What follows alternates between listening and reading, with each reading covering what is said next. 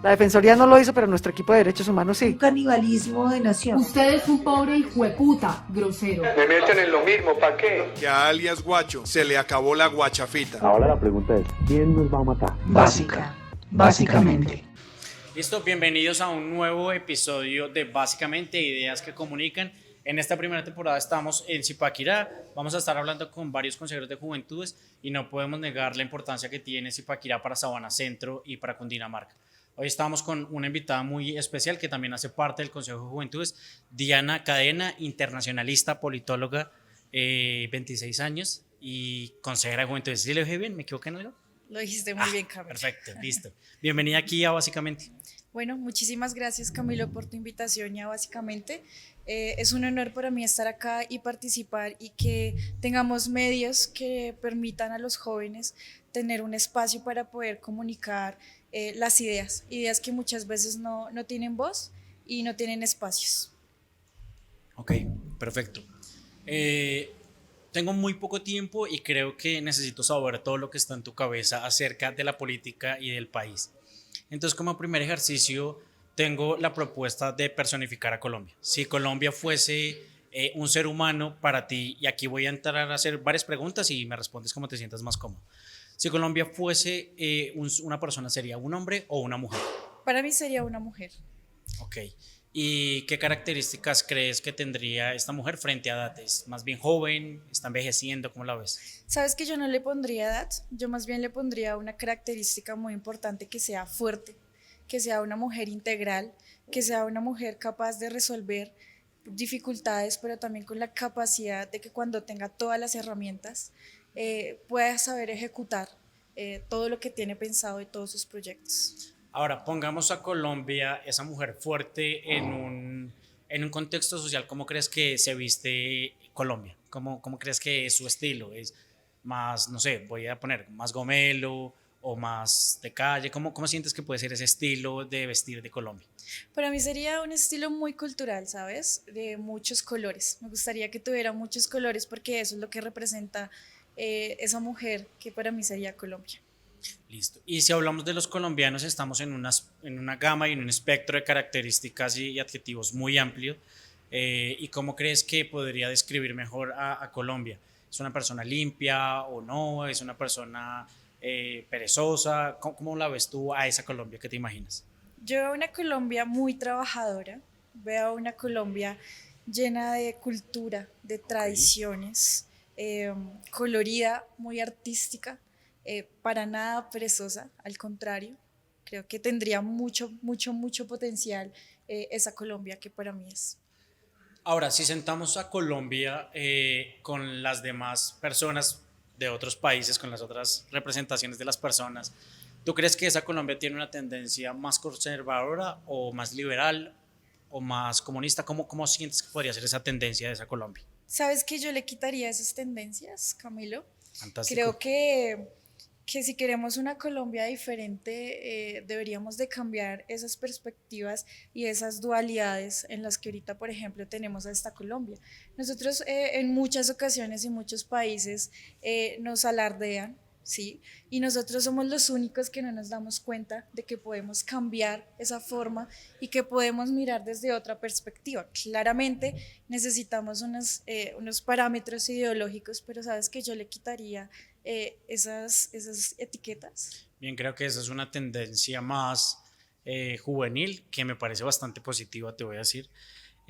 Ahora, vamos a poner a esa Colombia para ir cerrando esta primera parte en ese ciclo de estar sentada en una mesa de amigos. Entonces, Colombia es esa persona que habla mucho o que no, es la persona que gasta. ¿Cómo crees que es ese amigo Colombia? Colombia es la que habla y la que propone. Ese sería para mí el amigo Colombia. Ahora, ¿tiene un buen trabajo o más bien está en problemas económicos? Sabes que Colombia es rica, pero la dirigen unos pensadores pobres. Entonces, para mí, Colombia sí es aquella que tiene y posee todas las riquezas. Bien, me estoy preocupando un poco porque la Colombia que yo me imagino es una persona diferente. Y con las personas que hemos hablado aquí del consejo, tienen una versión bastante optimista. Entonces voy a empezar a replantearme cómo puede ser esa Colombia. Vamos a entrar a una sección de hablar ya Colombia como país, pero vamos a primero a pedir un café.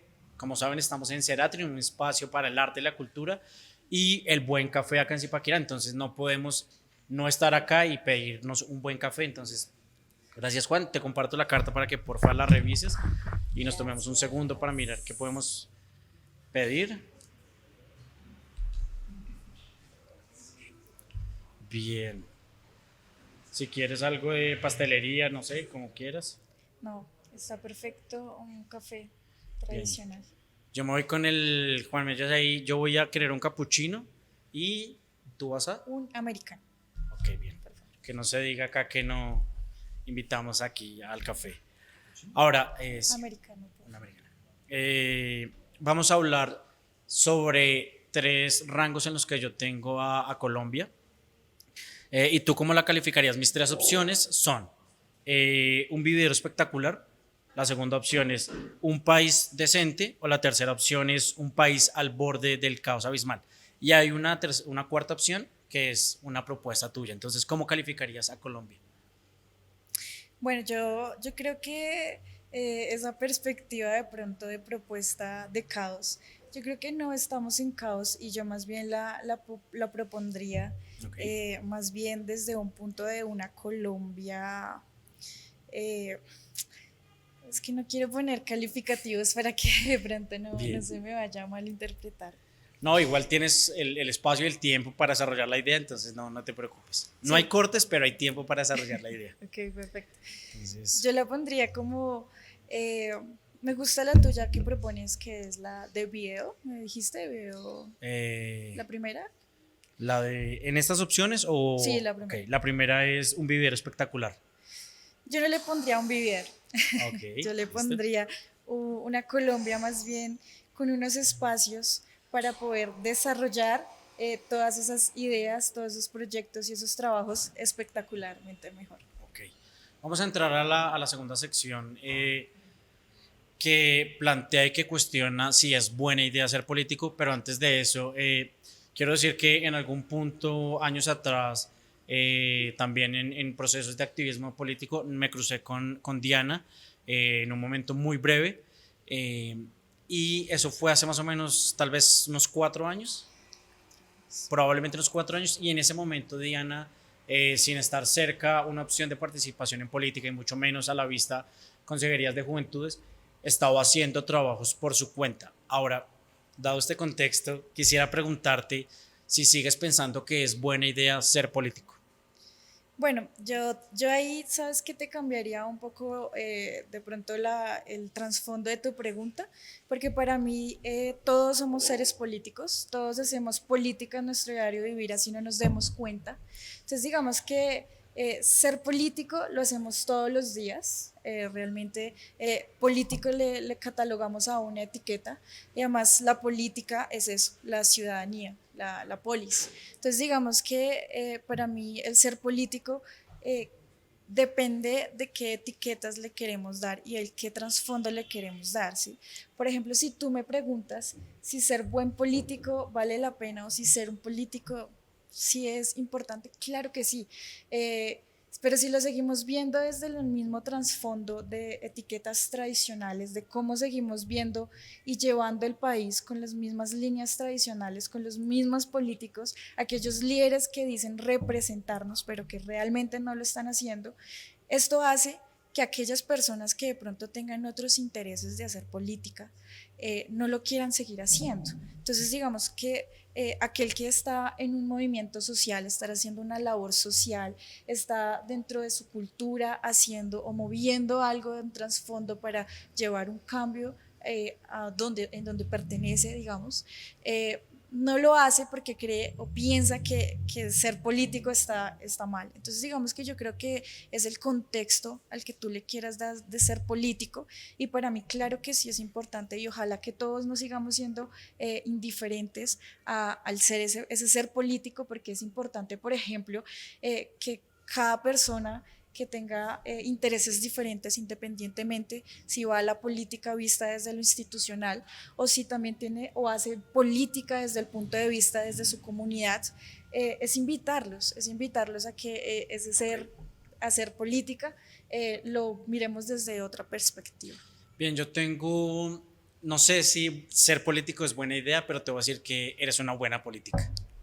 Entonces, Yes. creo que tienes el concepto claro de querer transmitir un mensaje, y lo que les diría es que se acuerden de esta entrevista porque probablemente en 5 o 6 años vamos a estar aquí hablando otra vez con Diana en algún momento. Pero hablando un poco con la verdad, te dirías en un calificativo simple y en el contexto que tú le quieres dar, que ya no lo explicaste, ¿es buena o es mala idea? Para cerrar esta parte. Es buena idea. Perfecto, listo. Ahora, vamos a hablar un poco de tu proyecto personal y es qué persigues tú, Diana, con tu proyecto político. ¿Qué persigues con la política? ¿Qué quieres hacer o qué quieres lograr? Claro, mira, yo creo que inclusive desde que vengo haciendo ese trabajo social y que desde también decidí tomar mi carrera como una profesión, yo siempre he querido y he seguido mi carrera desde utilizar la política y utilizar mi carrera como una herramienta para poder transformar esa sociedad de la que ya no quiero pertenecer en algunos aspectos. Entonces, digamos que ese siempre ha sido mi trasfondo y mi razón de ser en esto. Quiero transformar y quiero utilizar estas herramientas institucionales y también darlas a conocer para que podamos hacer un trabajo diferente y un desarrollo de la sociedad a la que queremos pertenecer o en la comunidad en la que estamos. Ok, ahora teniendo como base lo que acabas de decir, de querer una política diferente, ¿cómo crees que si pudiésemos crear un manual de un paso de 1, 2, 3, ¿cuál crees que serían esos pasos para evitar la politiquería en el futuro? Ya sabemos que estamos en un contexto muy difícil, que tenemos una tradición de politiquería y corrupción inacabable. La realidad es que ningún político lo va a poder acabar, pero siento que en un periodo de 4, 8 o hasta 12 años son tendencias que pueden empezar a cambiar y que van a cambiar personas como tú. Entonces, si pudiésemos poner en un 1, 2, 3, ¿cuáles serían esos pasos? ¿Cuál crees que va a cambiar la politiquería? Sabes, yo creo el primer paso para mí más importante es quitarle a las personas, aquellos votantes que tienen la capacidad de votar, ¿sí? A estos electores. Yo creo que mi primer paso y mi primer punto en esa lista sería que todas las personas ya dejen de ser conformistas. Creo que ese sería mi primer Paso 1, dejar de ser conformistas. dejar de que Perfecto. la sociedad sea conformista. Ok. Mi segundo paso es que aquellos líderes que van a desearnos representar, como mínimo, tengan un valor muy importante, que es la empatía, empezando desde ahí. Y segundo, que por lo menos tengan unos mínimos de valores, ¿no? Ok. Que van a permitir, porque imagínate, yo siempre digo y hago esto, perdón que me extienda, Dale, no pasa nada. en un mundo ideal donde aquellos líderes que llegan a estas instituciones y a tener acceso al poder, a El los café. muchas Dale. gracias, Gracias. a los recursos públicos, imagínate, donde estas personas fueran empáticas, tuvieran sentido de pertenencia por su país y por sus recursos, ¿tú crees que robarían? Solo por el hecho de pensar de que si yo me robo este pedazo, puedo dejar a alguna población sin alimentos, sin educación, sin vivienda. Entonces yo creo que para mí ese sería un segundo punto muy importante en ese manual que tú me indicas. Punto 2, empatía. Empatía Ok, y listo. sentido de pertenencia para los líderes. ¿Y el tercero cuál crees que es El manual tercero, para evitar de- politiquería? el tercero yo creo que sería una reforma a estas instituciones que reglamenten y que tengan más claridad para aquellos personajes que vienen a hacer lo que tú mencionas, la corrupción. Entonces, eso para mí sería un tercero, la reforma institucional en los temas jurídicos también, que van a permitir mejor ejecutar esas reglas de juego. Ok, te voy a compartir una visión que tengo que va muy alineada con esto y es que siento que la política en las regiones Y no podemos negar que Bogotá es un gran foco, o sea, tiene todos los reflectores, tiene la mayoría de periodistas que cubren política, tiene Congreso, Senado, el Consejo de Bogotá, que es muy relevante, y Bogotá se lleva mucho de los reflectores de la escena política. Y creo que las regiones un poco están relegadas en esa veeduría política que se le hace, valga la redundancia, a los políticos. ¿Crees tú que con más política se puede cambiar algo en Zipaquirá? O sea, que que Zipaquirá necesita más política o necesita más escenarios privados. Bueno, yo creo que te voy a responder algo muy importante y es que Colombia, al ser un estado descentralizado, viene teniendo unos problemas estructurales, ¿no? Y digamos que en Perdóname, te interrumpo, pero ¿crees que en realidad somos un estado descentralizado? O sea, en el papel todo lo aguanta, pero no siento que sea tan descentralizado. ¿Sabes qué? ¿Sabes qué? En el papel sí, lo que tú dices sí es descentralizado. En otros puntos de vista, si lo analizamos, tú me vas a decir, no, pero aquí prima es el centralismo, ¿no? Pero digamos, si lo hablamos desde ese punto de vista, asumimos que estamos descentralizados. Como lo asumimos y como claramente no lo tenemos tan bien ejecutado y tan bien establecido, venimos a presentar estos problemas. Las regiones, ¿porque están rezagadas? Porque como no está clara la estructura, por ejemplo, institucional, no vamos a tener claras las reglas de juegos y todos vamos a hacer lo que queremos. Entonces digamos que eso es un movimiento que se está dando y si lo vemos alrededor del país es eso. Todos hacemos lo que queremos con un centralismo que tienen unos intereses propios dependiendo del partido o los intereses que tengamos. Ok, ahora me gustaría preguntarte sobre esto y relacionemos un poco esas reglas de juego si se aplican a las consejerías de juventudes y ahí te pediría que me cuentes un poco tu experiencia de ser consejera de juventudes, cómo lo has vivido, sientes que es algo vinculante, sientes que tiene esas reglas de juego que debería tener, no sé, cuéntanos un poco cómo ha sido la experiencia para ti. Claro, mira, los consejos de juventudes surgen a partir de una coyuntura de protestas en los jóvenes. Digamos que las reglas de juego no están claras, fue un consejo montado de manera improvisada que inclusive las entidades regionales no tenían claro tampoco cómo se debían ejecutar, por ejemplo, sus quehaceres, por decirlo de esta manera. Digamos que mi experiencia como consejera de pronto no ha sido tan positiva porque esto depende mucho de las voluntades políticas. Nosotros no somos ni funcionarios públicos ni servidores públicos en este caso y nosotros tampoco pertenecemos a una corporación de sentido electoral, nosotros no somos una corporación, por ejemplo. Entonces, en ese caso, los consejos de juventudes son de las voluntades políticas. Nosotros tampoco hacemos control político, nosotros hacemos control social y nosotros solamente somos unos interlocutores entre la institución y los jóvenes. Claramente, si no hay esa voluntad política y como no tenemos recursos, muchas veces de esos consejos de juventudes no pueden ejecutar, por ejemplo, sus labores, que es algo que yo de pronto he diferido en este tema de experiencia como consejo de juventudes.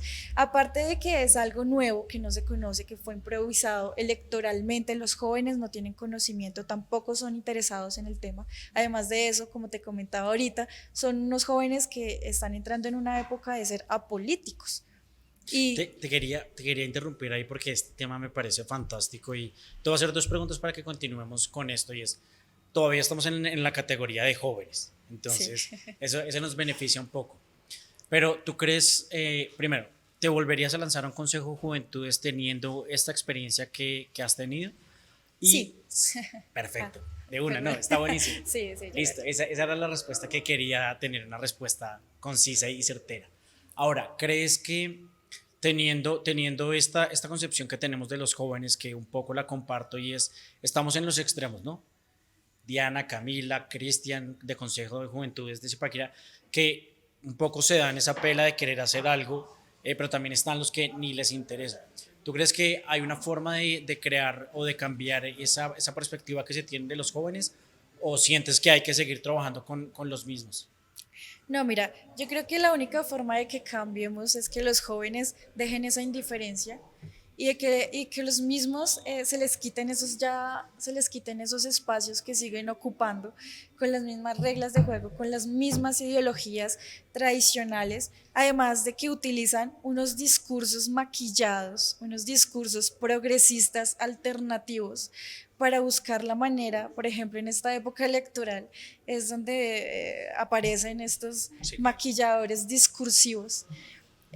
Digamos que una de las formas más importantes es que los jóvenes que nos tomemos estos espacios realmente la tengamos clara y que busquemos estos espacios para realmente llevar transformaciones, porque digamos cambios son un poco más estéticos, pero si ya hablamos de transformaciones vamos a poder permitirle, por ejemplo, a estos espacios como consejos de juventud trascender, poder tener un espacio importante dentro de este espectro político, institucional y social de que los jóvenes deberíamos de participar. Y uno de los problemas es eso.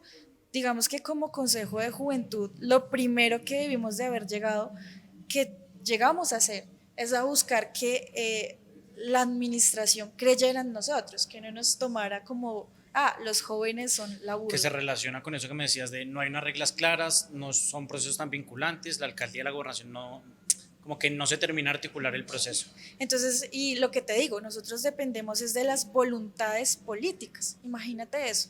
Entonces, si alguna administración no desea apoyar el proceso, pues los consejeros de juventud quedan totalmente limitados. Como yo te comentaba, no contamos con recursos, no es un cargo vinculante ante las administraciones, digamos, si lo quieren hacer o no. Hay unas leyes que claramente certifican unas funciones, pero en este punto de vista, si lo quieren hacer o no, es cuestionable. Bien, vamos con la última pregunta de esta sección, pero antes tengo que aclarar que el café es real. Sí. Entonces, un café no es dummy, aquí servimos café de verdad en Ceratio, entonces, para que lo pruebes. Y la última pregunta es, de este segmento es, si yo le preguntara a un ciudadano X que te conozca como política y le digo, venga, ¿cuál es la bandera de Diana como consejera de juventudes? ¿Qué crees que sería la respuesta a la gente? ¿Cuál crees que es tu camino o tu proyecto a realizar? Me gustaría que me relacionaran como una servidora, aquella que está más relacionada hacia la comunidad, que tiene la capacidad de esas herramientas, como te le decía, esas herramientas institucionales, que ha tenido privilegio de estudiar, porque lo que te comentaba ahorita, en nuestro país es un privilegio que los jóvenes que se asumen son el futuro, sea un privilegio el poder adquirir, el poder estar en la educación superior, por ejemplo. Sí, te entendí bien y te interpreto, es una mediadora entre las problemáticas que tienen las personas y yo como política, cómo les puedo ayudar a solucionarlas. Un poco siempre enfocado a las problemáticas sociales que tengan las personas. Okay. Vamos a entrar en una sección un poquito más picante, de alguna manera. Espero que no te me vayas de la pregunta. Juan nos va a pasar un bol con unos papelitos y en estos papelitos está escrito blanco, gris o negro.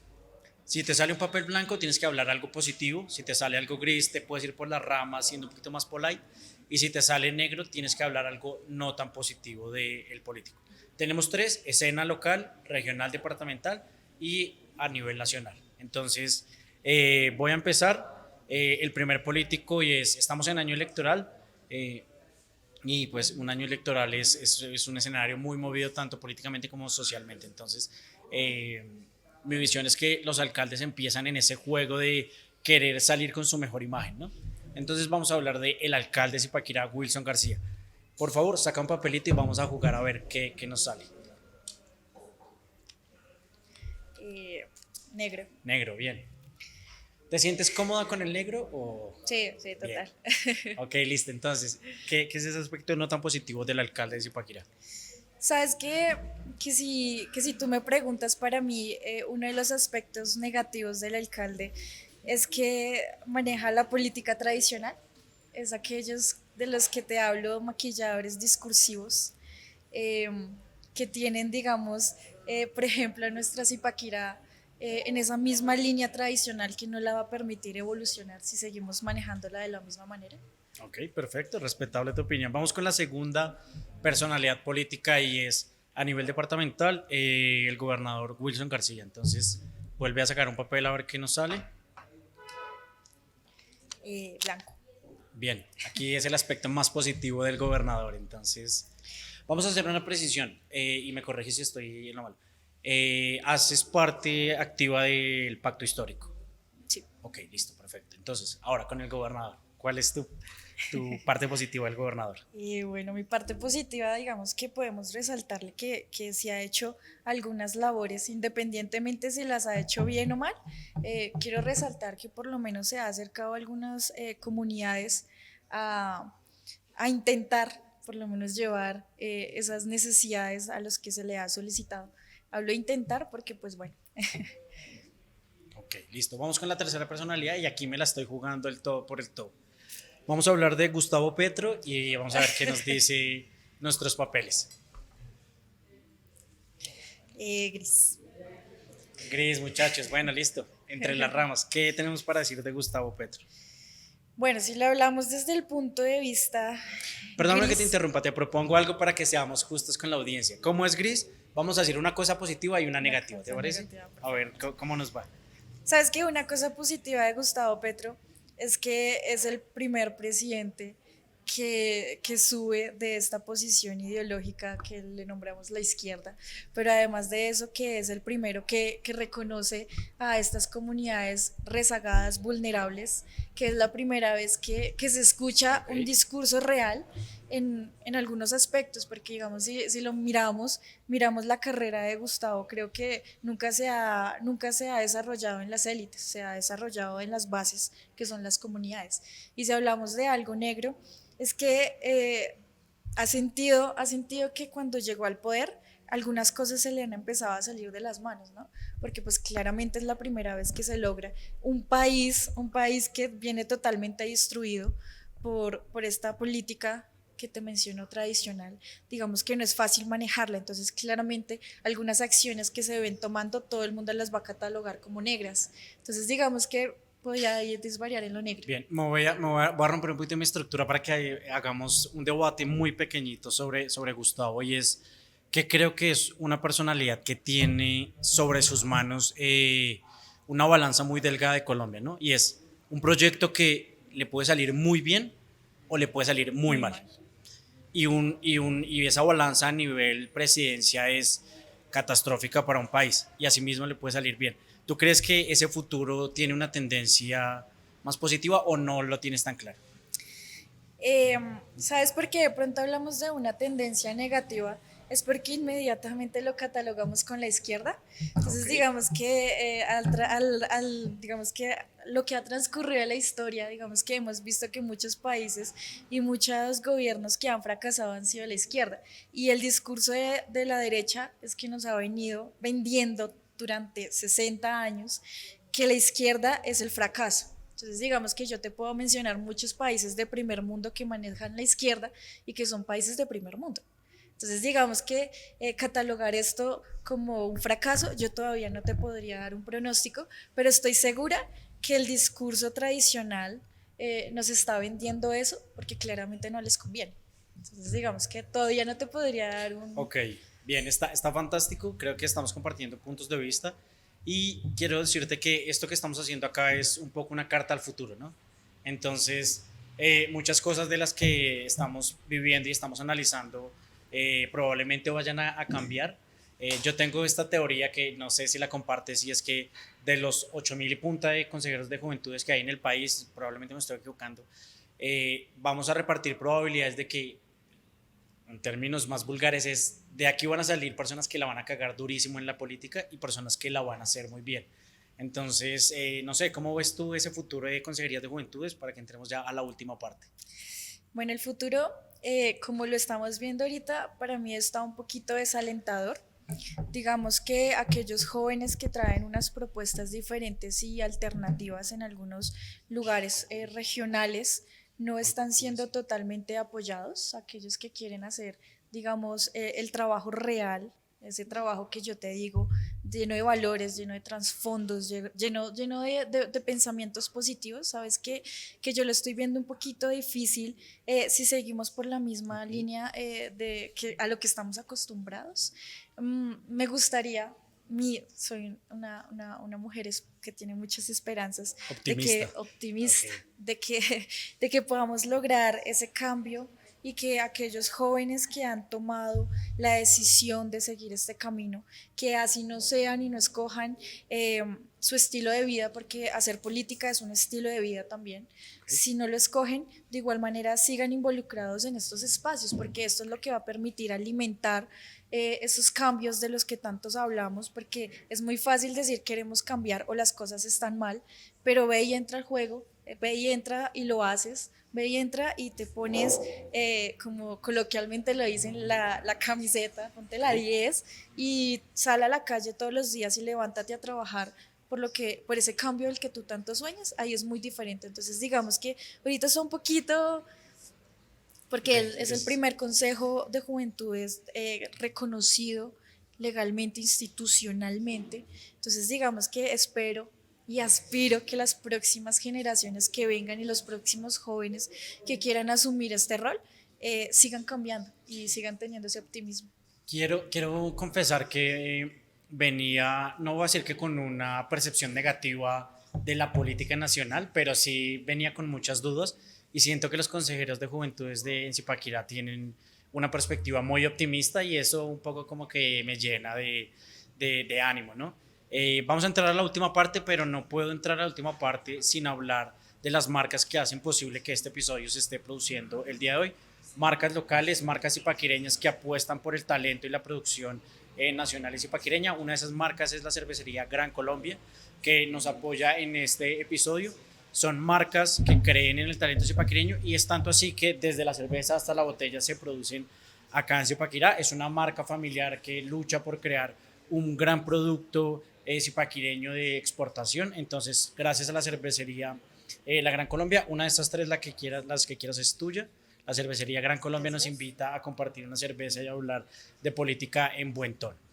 La segunda marca que nos está acompañando y que hace posible este episodio es Componentes Electrónicos El Profe, una empresa zipaquireña que también ha creído en el talento local, que le apuesta a la tecnología y a la robótica acá en Zipaquirá, dictando cursos, dictando asesorías, también trabajando en la industria de los lácteos. Entonces, a Componentes Electrónicos El Profe le agradecemos la oportunidad y creer en este espacio. Ya acabado la pauta comercial, vamos a hablar de ese último segmento del programa que es Ideas que Comunican. Si tuviésemos que puntualizar, ¿cuál crees que es eso que tiene Diana para contarle al mundo? ¿Qué es eso que la gente debe saber desde tu visión de la política?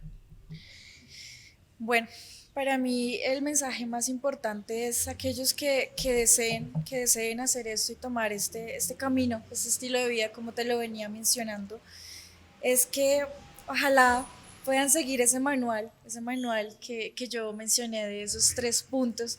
Me parecería muy importante a aquellos jóvenes, rompiéndote un poquito acá el esquema de la pregunta. Mira que en este trabajo he conocido jóvenes con unas ideas muy buenas, o sea, con un racionamiento de país muy interesante, que de pronto todavía están en los colegios, que por favor sigamos impulsando, que no se cansen, que sigamos teniendo esa conciencia de que sí podemos hacer las cosas diferentes, pero no solamente que lo hagamos desde un discurso, que dejemos atrás todo lo que se nos ha enseñado, a lo que estamos acostumbrados, a cómo se ha construido, por ejemplo, en nuestro país y a lo que nos han enseñado siempre.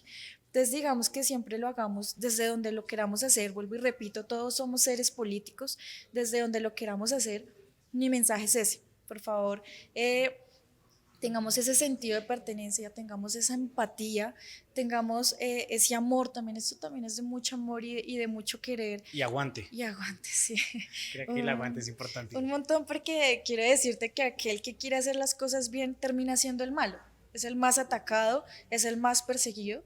Creo que hemos dado cuenta que en nuestro país mueren líderes sociales diariamente por querer hacer las cosas diferentes y luchar en contra de aquellas compañías, aquellos gobiernos, todo lo que siempre ha explotado pues nuestro país. Entonces digamos que ese es mi mensaje, que a los jóvenes no seamos indiferentes, no siempre la política se puede trabajar desde un tema electoral, sino que también podemos hacer políticas desde otro punto de vista. Y aquellos profesionales que pronto siguen mi misma línea, por favor, busquemos desde donde queramos cambiar esto. Ese es mi Diana, mensaje. te agradezco de verdad el espacio, que hayas tomado la decisión de participar.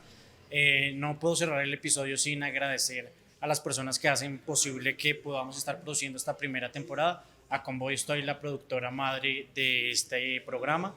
También agradecemos a ICREA Grupo Creativo, que nos ayuda con toda la parte de soporte, a Click Remoto, que hace posible que podamos tener todo al día. Hablamos con Diana Cadena, internacionalista politóloga, que nos compartió su visión. Esto es básicamente en un episodio más en Zipaquirá.